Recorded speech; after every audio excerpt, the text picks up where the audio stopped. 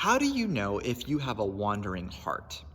Is it possible to say many of the right things and do many of the right things and yet still have a heart that is distant from God? In our passage today, we're going to see that there are two ways to wander. And the first is going to represent the younger brother who wanders from the father's side through breaking all the rules. But second, representing the older brother, is staying close to the father's side for the purpose of putting him into debt through moral conformity. Now, while these two ways are different, what they have in common is that in some ways they are both functioning as their own savior. Now, we're not going to read the entire passage, but I encourage you to read the entire chapter because it's so important to understand the context. So I'm going to read Luke 15, 11 and 12. Jesus continued, "There was a man who had two sons. The younger one said to his father, 'Father, give me my share of the estate.' So he divided his property between them." So let's start with the younger brother.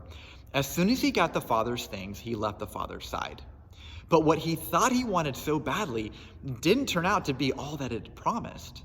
See, if you are unable to enjoy the father, you won't be able to truly enjoy his things because you'll be looking for his things to fill a void in your heart rather than looking for the father to fill a void in your heart. His things are wonderful just as long as they are an accessory in life and not the pursuit of your existence. If our aim is to enjoy his things, then we get neither those things or the father. But if our aim is to enjoy him, we get the father and his things. Well, as you go a little through the passage, we hit this elder brother. And a lot of us Christians can have an elder brother type of heart, which goes something like this. I try hard, I go to church, and therefore, God, you kind of owe it to me to give me a relatively easy life to answer my prayers. Now, if that's the language of your heart, then Jesus is functioning as a model, a teacher, an example, but perhaps not being fully embraced as his role as Savior. In some ways, it's a way of being our own Savior. Elder brothers obey to get things from God, while gospel-believing Christians obey God just to get him, just to resemble him. Now, right before this, there were two parables, the parable of the lost sheep and the coin, in which someone goes out looking for that which is lost.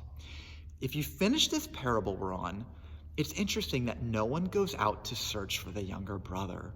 Why? Is Jesus asking us who should have gone out? I think it was the older brother's responsibility, which would have cost him a lot. What the elder brother failed to be for his younger brother, Jesus is for us. You see, we need a true older brother who will clothe us and bring us back into the family. Right? This elder brother, Jesus, came to us and said, "I did it all. You couldn't get the royal robe unless I was stripped."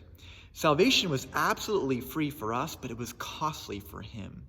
We need an elder brother who won't just go to the next town to look for us, but one who came from heaven. We don't need an elder brother who brings us back into God's family at the cost of his wallet, but one who does so at the cost of his life. I encourage you to reflect. Is your heart posture one more representing the younger brother wandering through breaking the rules, or the older brother trying to put God in debt through obeying all the rules?